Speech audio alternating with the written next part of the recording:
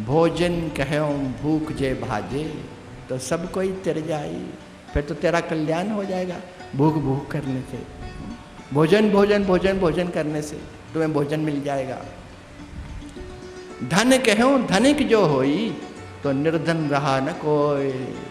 अगर धन धन धन धन करने से तुम्हें धन मिल जाता तो तुम धनी रहते, निर्धन कोई न रहता। ये जो मांगने वाले लोग हैं इनको कहो कि कोई मांगने की जरूरत नहीं है, बस धन धन धन धन करो तो धन मिलता रहेगा।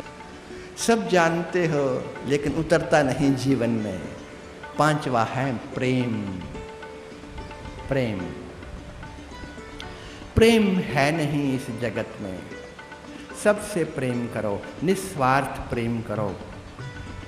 निस्वार्थ प्रेम, निष्प्रयोजन प्रेम, ऐसा प्रेम जिसमें कोई प्रयोजन नहीं है, कोई लेने की इच्छा नहीं है। बस जो हो सकता है देते जाओ, देते जाओ, जितना हो सकता है देते जाओ। ऐसा प्रेम, और ऐसा प्रेम तुम कहीं सीख नहीं सकते, किसी पाठशाला में पढ़ाया नहीं जाता।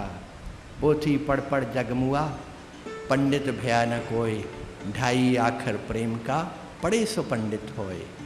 बस स्कूल भी जाने की जरूरत नहीं है, बस वो प्रेम के जो ढाई अक्षर हैं उन्हीं के रस को भीतर उतार लो तो तुम्हारे जीवन में प्रेम का प्रादुर्भाव होता है, प्रेम का प्रादुर्भाव होता है। और प्रेम का प्रादुर्भाव होता है तो परमात्मा दूर थोड़े है, प्रेम ही तो परमात्मा का दूसरा नाम है।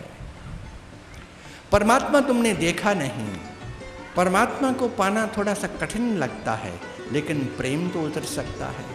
प्रेम उतर आया तो बस समझो परमात्मा परमात्मा उतर आया।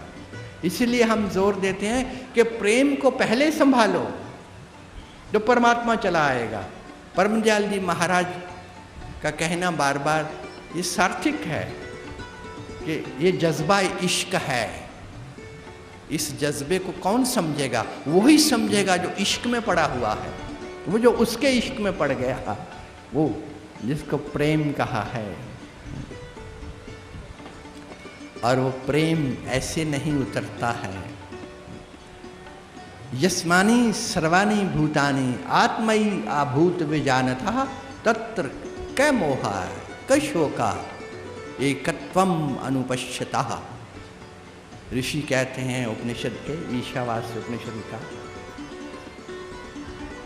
कि जिस इंसान ने ये जान लिया कि ये सब भूत उसमें हैं और मैं उनमें हूं और मेरा ही आत्म रूप है सब में, जो कि सत्य है, जो कि सनातन सत्य है।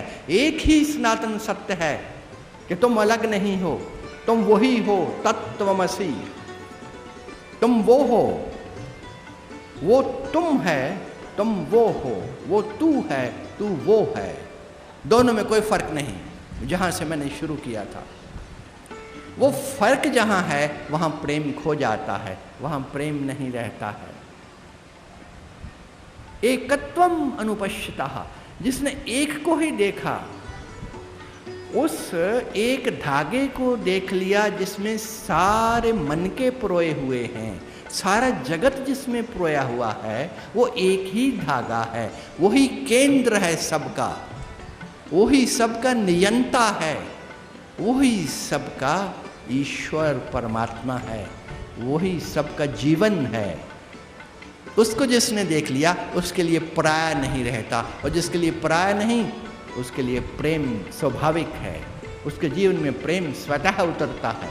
तुमने पराये बना रखे हैं, कुछ अपने हैं, उनको अपने साथ लगा लिया, कुछ को पराये समझते हो, दूरियां बना ली हैं, उन्हीं के कारण वो प्रेम नहीं रहता, वो प्रेम सारा विसर्जित हो जाता है। एक नूर तो जग उपजा, कौ भले कौ मंदे, ना कोई बुरा है ना कोई अच्छा है, सब बराबर हैं, सब एक जैसे हैं। तुम किन शब्दों की व्याख्या करोगे उनके ऊपर लगा के? कौन से विशेषण ढूंढोगे उनके लिए? किसी को मंदा कहोगे, किसी को अच्छा कहोगे, किसी को चंगा कहोगे? ना, सब एक है। समदृष्टि, एक दृष्टि से जो देखता है, समोहम सर्वभूतेषु नामे द्वेष्योस्ति न प्रियो, एक जैसा समम सर्वेषु भूतेषु तिष्ठन्तं परमेश्वरम। मेरे साथ एक बड़े प्रकांड पंडित ब्राह्मण थे, संत हैं, जिस अनुष्ठान के लिए हम हिमालय जाया करते हैं करीब करीब हर साल, वो हमारे साथ जाते हैं। बड़े भद्र पुरुष हैं और बहुत पढ़ते हैं, भगवत गीता उनको सारी कंठस्थ है। हमने तो भगवत गीता के पन्ने देखे नहीं, उन्हीं से सुनी सुनाई है, कभी बोल देते हैं।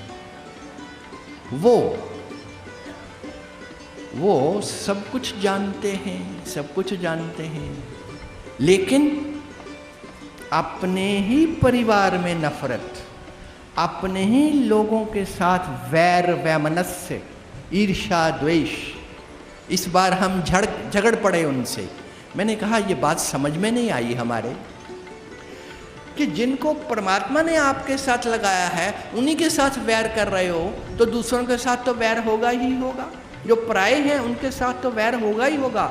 जिनको आप अपने कहते हो उनके साथ वैमनस्य है, वैर है, ईर्ष्या है, घृणा है, उनके बरखिलाफ बोलते हो, तपते हो, उड़ते हो, लड़ते हो, झगड़ते हो, उनके साथ लड़ाई करते हो, अशांति है, और फिर कहते हो समम सर्वेषु भूतेषु तिष्ठन्तं परमेश्वरम, कि वो परमेश्वर सब में समान, एक समान, बराबर स्थित है, बराबर सब में, सारी कायनात में, सारी कायनात में, इस लक्कड़ में भी, ये नहीं कि तुम्हारे अंदर भी, इसमें भी उतना ही है जितना तुम्हारे में है। समम सर्वेषु भूतेषु तिष्ठन्तं परमेश्वरम विनश्यसु अविनश्यन्तं यह पश्यति सह पश्यति। उसी का देखना ठीक देखना है जो ऐसे देखता है, और जिसने ऐसे देख लिया वो प्रेम करेगा, जगत के कण कण से वो प्रेम करेगा, इस लक्कड़ से भी प्रेम करेगा। इसके ऊपर भी हाथ जोर से नहीं मारेगा कि चोट लगेगी, कि चोट लगेगी। वो बताया ना मैंने, वो शिष्य जाता है फकीर के पास और उसका दरवाज़ा खोल के अंदर जाता है। वो दरवाज़ा, उस पर स्प्रिंग लगा हुआ है, वो दरवाज़ा बाउंस करता है। वो दरवाज़ा खोलता है, वो दरवाज़ा उस स्प्रिंग के कारण, वो क्या कहते हैं स्प्रिंग को, उसके कारण वो जो लगा हुआ है वो बाउंस करता है, वो पीछे लौटता है, तो टक्कर लगती है, तो उसको सिर पे चोट लग जाती है उसी लक्कड़ के दरवाजे से। तो बड़ा क्रोध आ जाता है, एकदम क्रोध से भर जाता है। आदमी को टक्कर लग जाए और वो क्रोधी ना हो, ये करीब करीब असंभव है।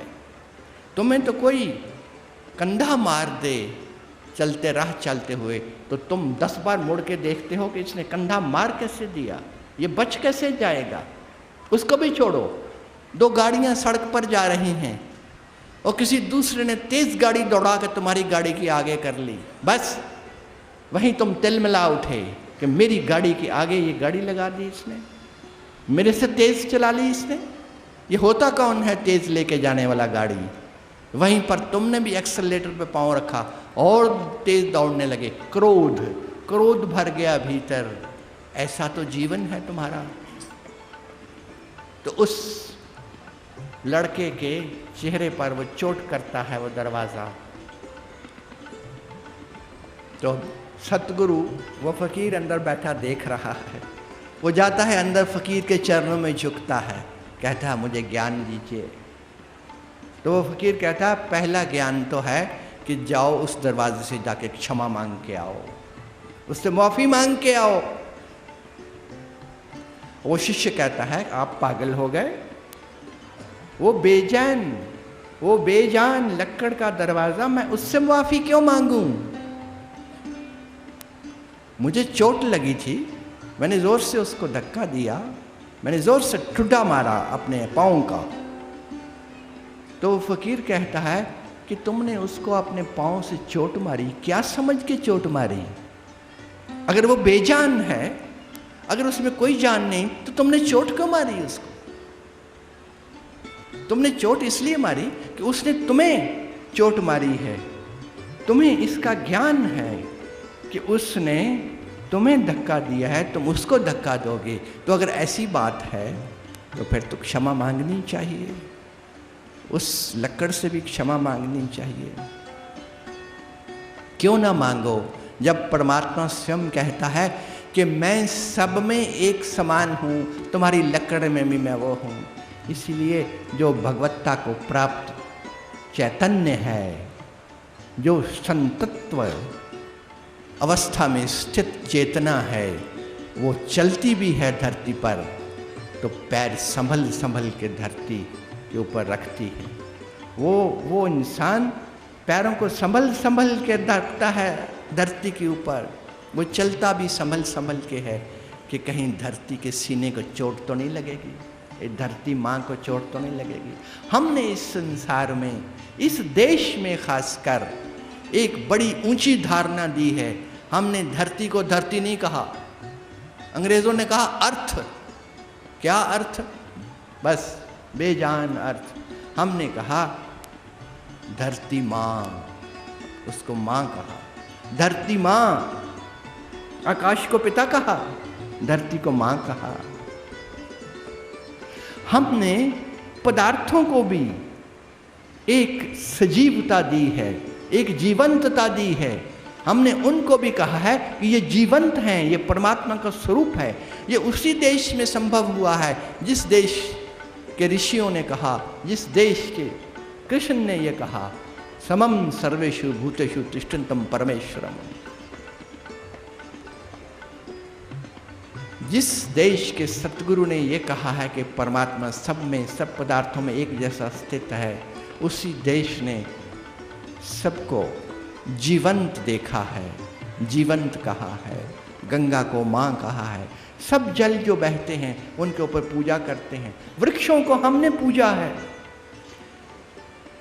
धरती को हमने पूजा है, जल को हमने पूजा है, आकाश तत्व को हमने पूजा है। हर ओर हम पूजा करते हैं। सूर्य भगवान कहते हैं हम, सन नहीं कहते। सन कहना तो बड़ा उपद्रवी एक शब्द है। कैसा शब्द है? कोरा सा, गंदा सा शब्द सन, अंग्रेजी का शब्द। मैं इंग्लिश भाषा का विरोध नहीं करता हूँ, लेकिन समझो थोड़ा सा। हमने क्या शब्द दिया? सूर्य भगवान, देवता भगवान। सूर्य भगवान आए हैं, सूर्य भगवान उगे हैं और उनको जल देते हैं, उनको अर्घ देते हैं। क्योंकि हम समझते हैं कि ये सब सारी कायनात एक जीवंत रूप है उस सृष्टा का। ये सारी सृष्टि उस सृष्टा का ही बड़ा हुआ हाथ है, उसी का रूप है, उसी का रंग है, वही इसमें समाया हुआ है। उसी ने अपने आप को जड़ कर लिया है, कहीं पर चेतन कर लिया है, कहीं पर परम चेतन कर लिया है। इसीलिए यात्रा पत्थरों से शुरू होती है।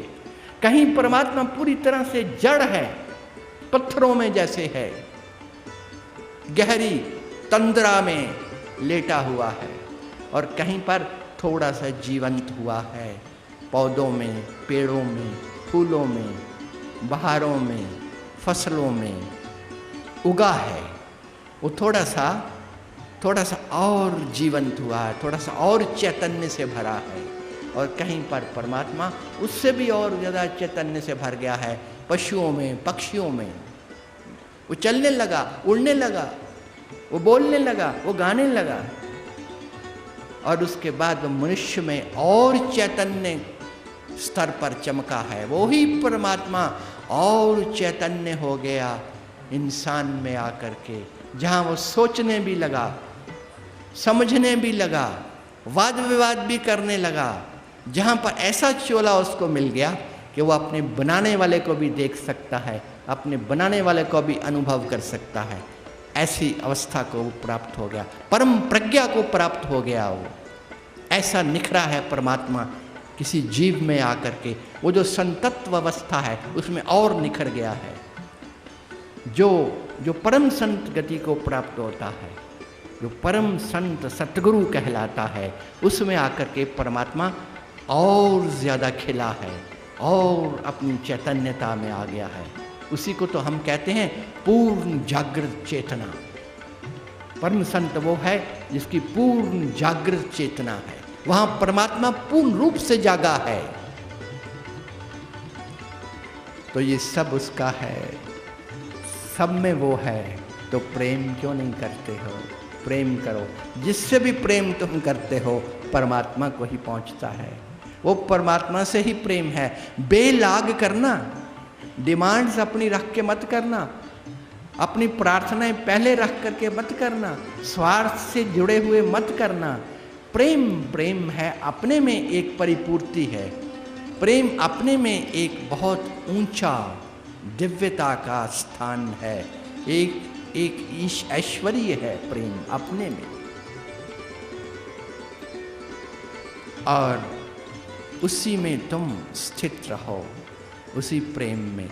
प्रेम मैंने अनिवार्य इसलिए किया कि उसके बगैर परमात्मा करीब करीब असंभव हो जाता है। उसकी कायनात, उसकी बनाई हुई सृष्टि, उसके बनाए हुए चित्र अगर तुम नहीं देखते हो प्रेम से, अगर उनकी तरफ तुम्हारी प्रेम की दृष्टि नहीं उठती है, तो परमात्मा के प्यारे कैसे हो सकते हो? एक चित्रकार है, उस चित्रकार के अगर चित्रों की तुम प्रशंसा नहीं करते हो, उन चित्रों से तुम प्रेम नहीं करते हो, तो चित्रकार तुम्हें कुछ नहीं भाएगा। वो चित्रकार को तुम नहीं कभी भाओगे, वो चित्रकार तुमसे दूर रहेगा। वो चित्रकार तुम्हारा तभी होगा जब तुम उसके चित्रों की प्रशंसा करोगे, उनसे प्रेम करोगे।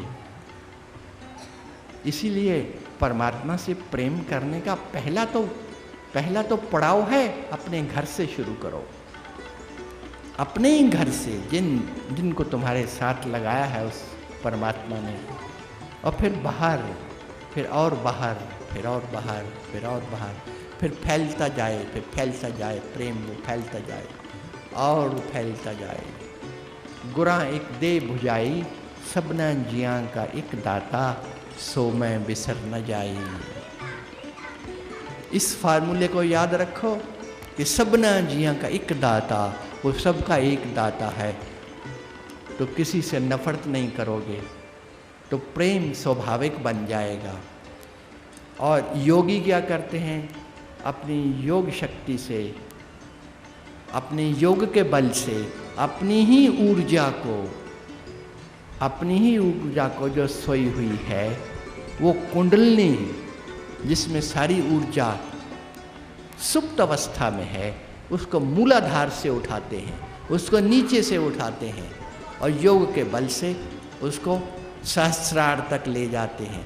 जब वो ऊपर उठते उठते उठते उठते हृदय के क्षेत्र तक पहुंचती है, तो वो प्रेम बनती है, तो वो प्रेम में परिणत होती है। ऊपर उठती हुई ऊर्जा तुम्हें भरती है स्वर्गों से, और नीचे बहती हुई ऊर्जा तुम्हारे लिए नरक निर्मित करती है और तुम्हारे जीवन को विक्षिप्तता से भरती है। वो ऊपर उठती हुई ऊर्जा जब अनाहत चक्र तक आती है, जब हृदय चक्र तक आती है, तो तुम प्रेम से भरने लगते हो। तो प्रेम स्वतः तुम्हारे ऊपर धारों में गिरने लगता है, औपचारों में गिरने लगता है, तुम्हारे ऊपर बरसने लगता है, तुम प्रेम से भर जाते हो। हमने बहुत सी विधियां दी हैं कैसे प्रेम के रास्ते पर तुम बहुत दूर निकल जाते हो और परमात्मा तक पहुंच जाते हो। और प्रेम कैसे उतरता है जीवन में, वो बात लंबी हो जाएगी। प्रेम वो नियम है, वो एक गुर है, वो एक सबक है, वो एक हुक्म है उसका कि इसके बगैर काम नहीं चलेगा। लेकिन अहंकार तुम्हें कुछ नहीं करने देता, न सिमरन करने देगा, न प्रेम करने देगा। जहाँ अहंकार है वहाँ प्रेम कैसे हो सकता है? वहाँ प्रेम खो गया। अहंकार में तो तकरार है, अहंकार में तो क्रोध है, अहंकार में तो सारी नकारात्मकताएं हैं। अहंकार में कैसे प्रेम हो सकता है? घृणा होगी, प्रेम नहीं हो सकता। इसीलिए उसको हम बार बार दोहराते हैं ना कि शीश को नीचे गिराए अपने, शीश काट पग तल धरे फिर लेवे सतनाम। पहले अपने शीश को काटे और उनको अपने पांव के तले रोंद दे, अपने पांव के नीचे रोंद दे अपने ही शीश को। शीश अर्थात अपना अहंकार, तब लेवे सतनाम, तब सिमरन होगा, तब प्रेम उतरेगा। अगर अहंकार है तो प्रेम नहीं उतरेगा। धर्मदास को कबीर साहब कहते हैं, शीश उतारे भुई धरे उस पर राखे पांव। धर्मदास ऐसा है तो चले हमारे गांव, ऐसा है तो चले हमारे गांव। जिसने अपने शीश को काट दिया, जमीन पे फेंक दिया, उसके ऊपर चला, अपने पांव भी उस पर रख दिए, कुचल दिया अपने सारे अहंकार को, कुचल दिया अपनी सारी अस्मिता को।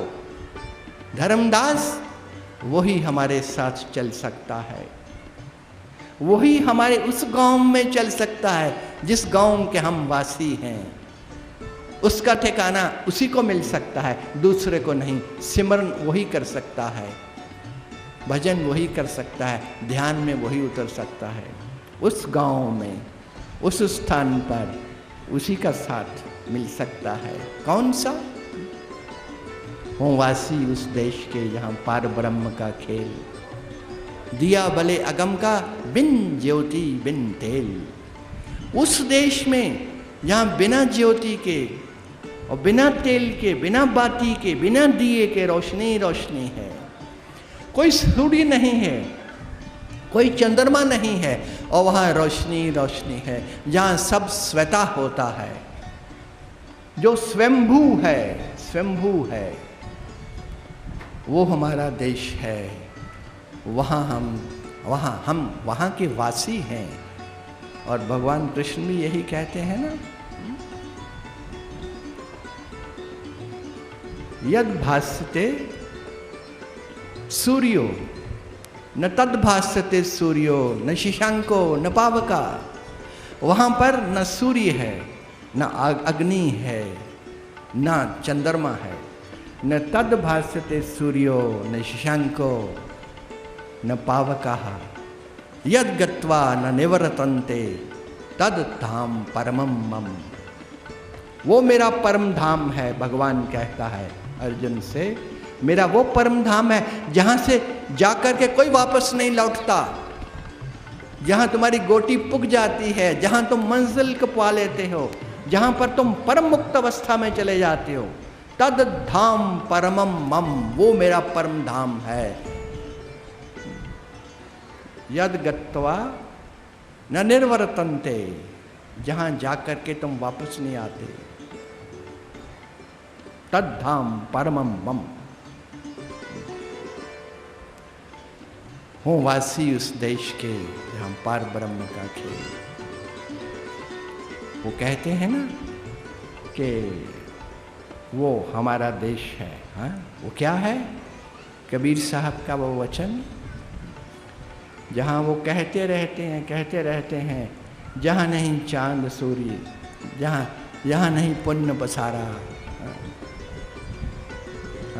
जहाँ न पुण्य है न पाप है, जहाँ न चांद है न सूर्य है, जहाँ न रात है न दिन है, जहाँ न सुख है न दुख है, वो परम आनंद की अवस्था, वो परम आनंद की अवस्था।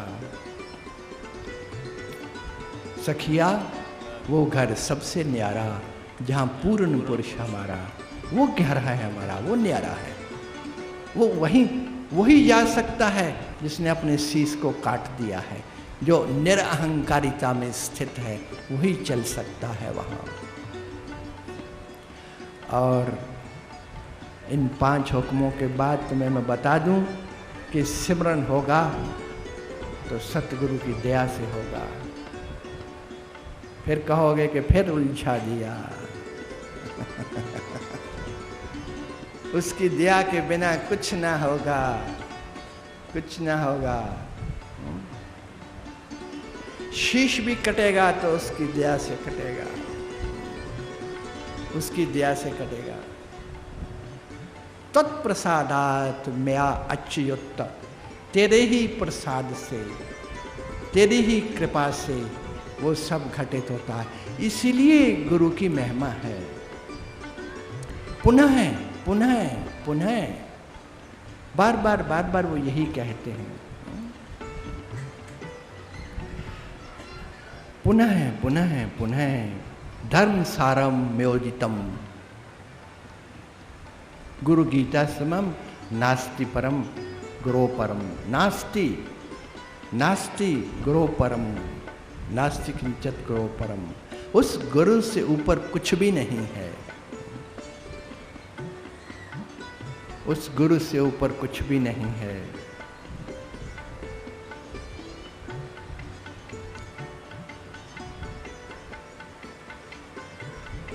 उसके बिना न सत्संग है, न सत है, न रास्ता मिलता है।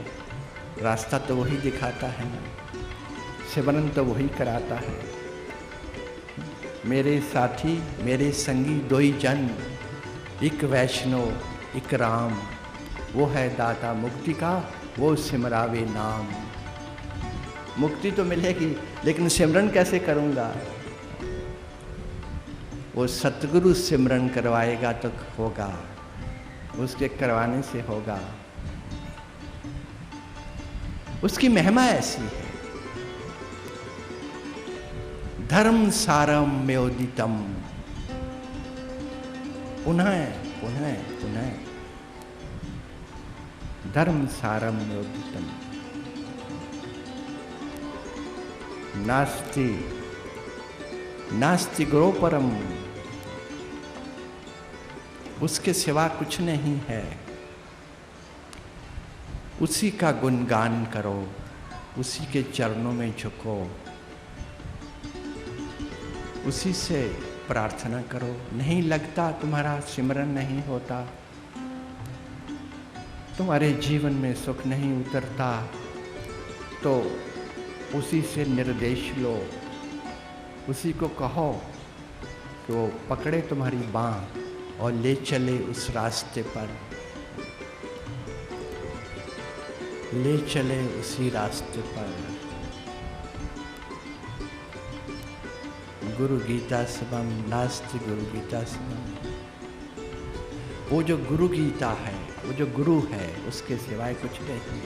अखंड मंडलाकारम व्याप्तम येन चराचरम तत्पदम दर्शितम येन तस्मै श्री गुरुवे नमः। वो गुरु जिसने उसका रास्ता दिखाया है, जो उस तरफ ले चला है मुझे, मैं उसको नमस्कार करता हूँ, करती हूँ, उसको नमस्कार है।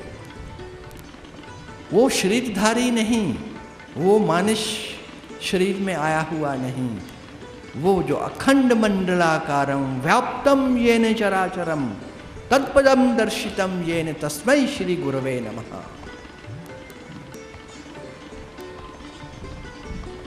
वो परमात्मा, वो परमात्मा रूप, गुरु बिन भाव निधि तरहि न कोई, चाहे विरंची शंकर सम होई। शंकर को भी तरना होगा तो गुरु चाहिए, ब्रह्मा को भी तरना होगा तो गुरु चाहिए, गुरु चाहिए। गुरु कौन है? गुरु कहाँ मिलता है?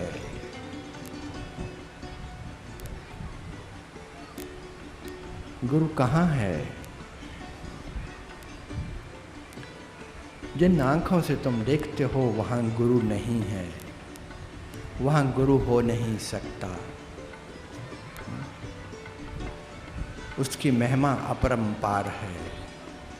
उसी को तुम वंदन करते हो, उसी को तो तुम नमस्ते करते हो, वही तो दुख हरता है। दरअसल समझने की बात है, गहरे में जाओ तो वही तुम्हारे दुख को हरता है। वो दीना बंधु दीनानाथ तू है दीन दयाल, दुख हरता सुख दाता, तू है परम दयाल। दीना बंधु दीनानाथ, तू है दीन दयाल, दुख हरता सुख दाता, तू है परम दयाल। दीना बंधु दीनानाथ, तू है दीन दयाल, दुख हरता सुख दाता, तू है परम दयाल।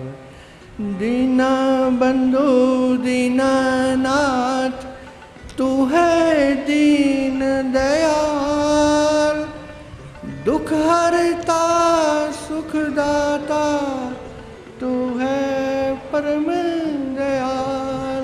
दीना बंधु दीनानाथ, तू है दीन दयाल, दुख हरता सुख दाता, तू है परम दयाल, तू है परम दयाल, तू है परम दयाल। वही है, वही है गुरु, वही है गोविंद, वही है परमात्मा।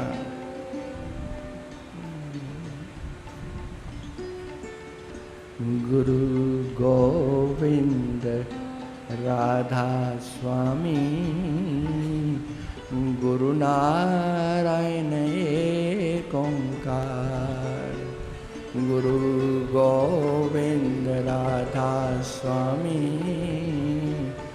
गुरु नारायण एक ओंकार। गुरु गोविंद राधा स्वामी, गुरु गोविंद राधा स्वामी, गुरु नारायण एक ओंकार। गुरु गोविंद राधा स्वामी, गुरु नारायण एक ओंकार। गुरु गोविंद राधा स्वामी, गुरु गोविंद राधा स्वामी, गुरु नारायण एक ओंकार। उसी गुरु को ध्याओ, वो जो गुरु गोविंद भी है, जो राधा स्वामी भी है, राधा भी है, स्वामी भी है, नारायण भी है, एक ओंकार भी है, जिसमें सब समाहित है, वो गुरु, उस गुरु को ध्याओ। अपनों से तो सब प्रेम करते हैं, कर लेते हैं, ये कहो, किसी न किसी बहाने अपनों से तो सब प्रेम कर लेते हैं। मज़ा तो तब है जो दुश्मनों से तुम प्रेम करने लगो। ये कौन सी बहादुरी है कि जो तुमसे प्रेम करता है तुम भी उसको प्रेम देते हो, जिसने तुम्हें प्रेम दिया उसको तुम प्रेम देते हो, तो बराबर हो गया। ये तो दुकानदारी है, ये तो व्यापार हुआ। तो उसने तुम्हें दिया प्रेम, तुमने उसको दे दिया, बस बात खत्म हो गई। नहीं, जो तुम्हें दुश्मनी देता है, जो तुम्हें नफरत करता है, जो तुम्हें घृणा करता है, जो तुम्हारी निंदा करता है, उसको तुम प्रेम से निहारो, उसको तुम प्रेम दो, तब प्रेम है। मैंने उस प्रेम की परिभाषा दी है तुम्हें। तुम्हारा सतगुरु से ही प्रेम नहीं होता है। गुरु गोविंद राधा स्वामी, गुरु नारायण एक ओंकार। गुरु गोविंद राधा स्वामी, गुरु नारायण एक ओंकार। गुरु गोविंद राधा स्वामी, गुरु गोविंद राधा स्वामी, गुरु नारायण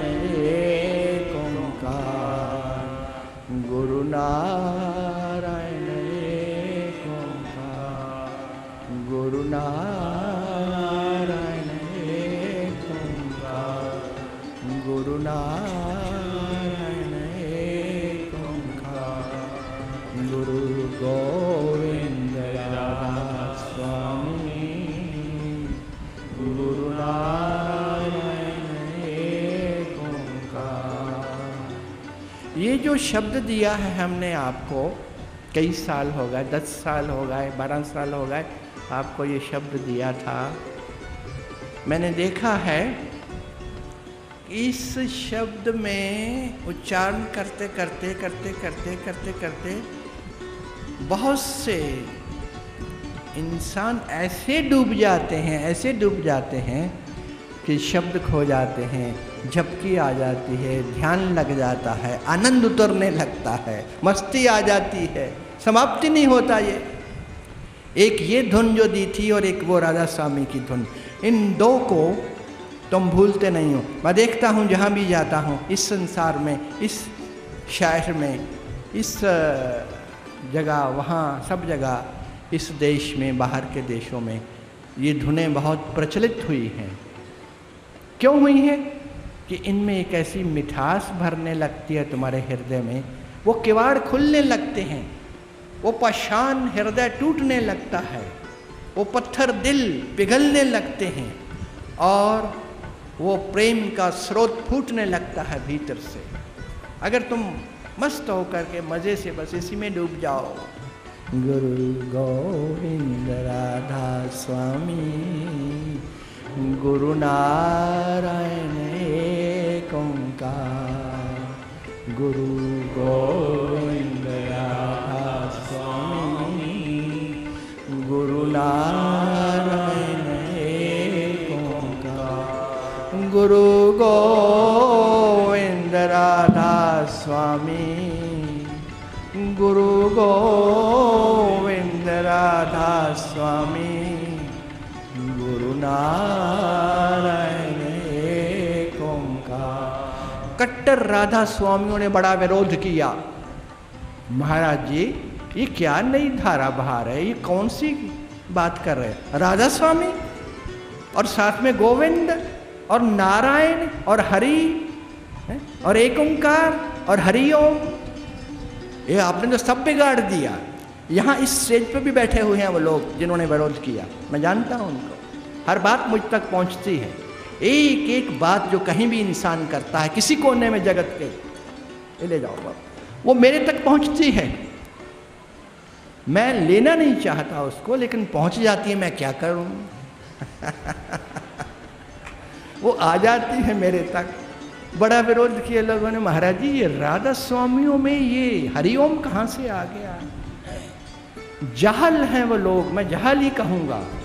अगर भगवान कृष्ण 1000 गालियां दे सकते तो मैं एक तो दे ही सकता हूं कि वो मूढ़ हैं, वो मूर्ख हैं, उनको पता नहीं है, जिन्होंने राधा स्वामी को उस सनातन धर्म से अलग कर दिया, विच्छेद कर दिया कि हम अलग हैं और सनातनी अलग हैं। उन्होंने भयंकर भूल की है। वो अलग तो है नहीं। जिस राम और कृष्ण की उपासना करते रहे परम दयाल जी महाराज, उन्होंने ही उनको राधा स्वामी धाम तक पहुंचाया। और फर्क क्या है? फर्क तो कुछ भी नहीं है। मैंने कितनी बार परम दयाल जी के सामने खोल के रखा, मैंने कहा कुछ भी नहीं फर्क, क्या फर्क है? सब कुछ। मानव दयाल जी महाराज को ये गद्दी सौंपी गई सिर्फ इसी काम के लिए कि तू सनातन धर्म और राधा स्वामी मत को एक कर जाना।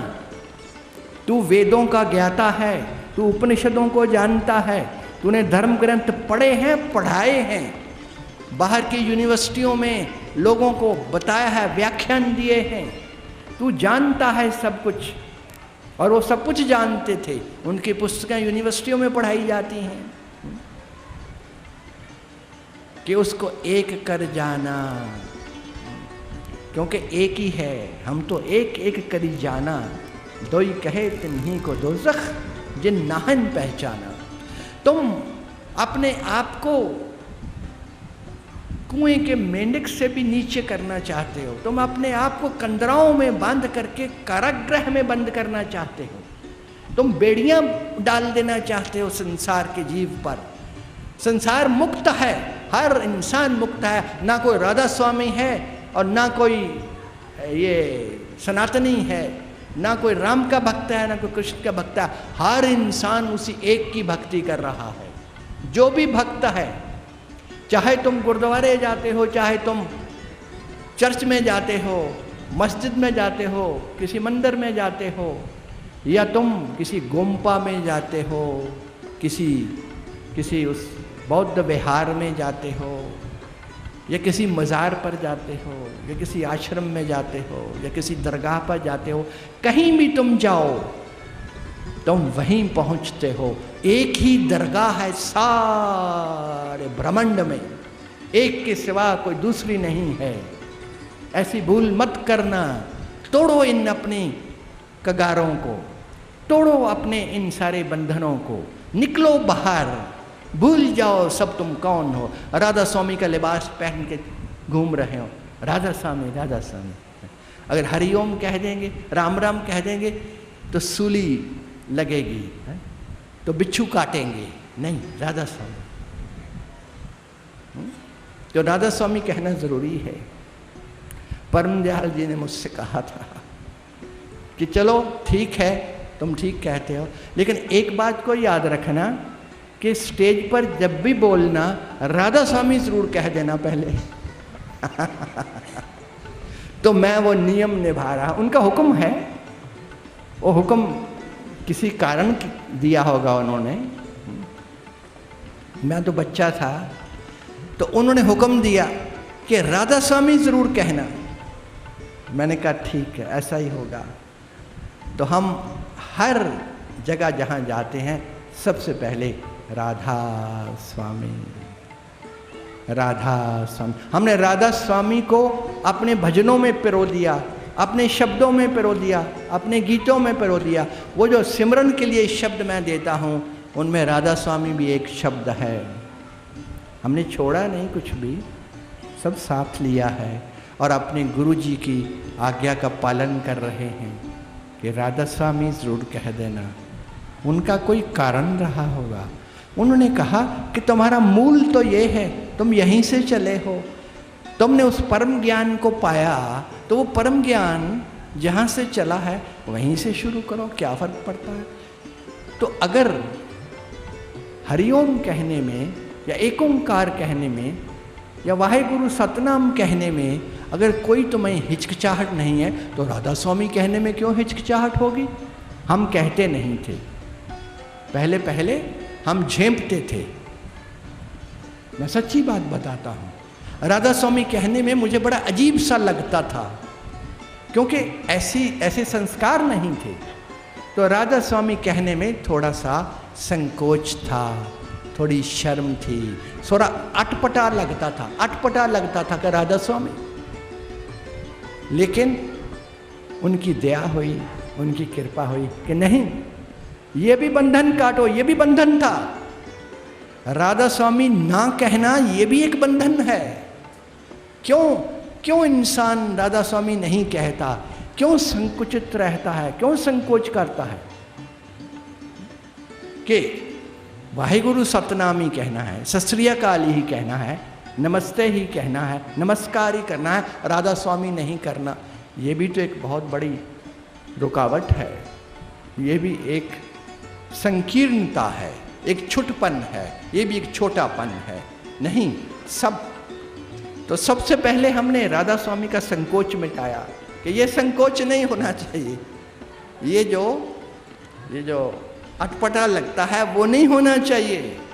राधा स्वामी भी उतना ही प्यारा है जितना बाकी नाम प्यारे हैं, सब नाम प्यारे हैं और एक जैसे प्यारे हैं, एक जैसे प्यारे हैं, कोई ज़्यादा वो कम नहीं है। लोगों ने मेरा बड़ा खंडन किया, लोगों ने बड़ी बातें बनाई, बड़ी चर्चाएं फैलाई, बड़े गीत गाए इधर उधर वहाँ तहाँ, यहाँ तक के ये जो बाजा रखा है, ये जो तबला रखा है, इसका भी विरोध किया, इसी मंदिर में विरोध किया। हमारे सतगुरु समान परम संत ने भी विरोध किया। मौज है, मौज है। गुरु गोविंद राधा स्वामी, गुरु नारायण एक ओंकार। गुरु गोविंद राधा स्वामी, गुरु नारायण एक ओंकार। चलो चलते चलते वो हो जाए। ओम स्वामी नमो नमः, जय गुरुदेवा नमो नमः, परम दयाला नमो नमः, राधा स्वामी नमो नमः।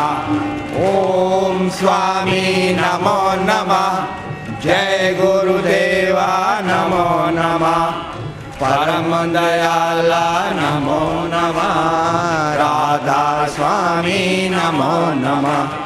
ओम स्वामी नमो नमः, जय गुरुदेवा नमो नमः, परम दयाला नमो नमः, राधा स्वामी नमो नमः। ओम स्वामी नमो नमः, जय गुरुदेवा नमो नमः, परम दयाला नमो नमः, राधा स्वामी नमो नमः।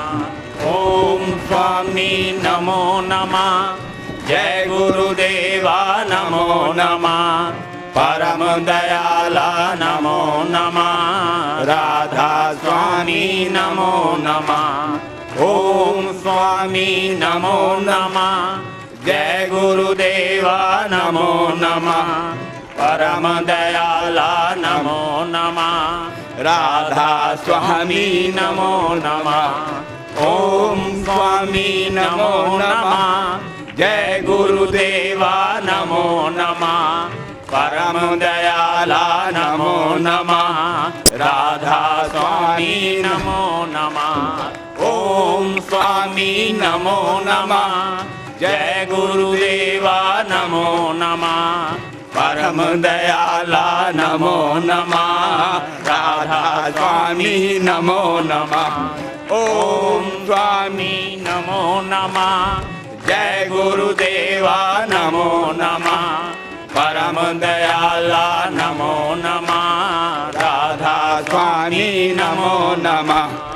ओम स्वामी नमो नमः, जय गुरुदेवा नमो नमः, परम दयाला नमो नमः, राधा स्वामी नमो नमः। ओम स्वामी नमो नमः, जय गुरुदेवा नमो नमः, परम दयाला नमो नमः, राधा स्वामी नमो नमः। ओम स्वामी नमो नमः, जय गुरुदेवा नमो नमः, परम दयाला नमो नमः, राधा स्वामी नमो नमः। ओम स्वामी नमो नमः, जय गुरुदेवा नमो नमः, परम दयाला नमो नमः, राधा स्वामी नमो नमः।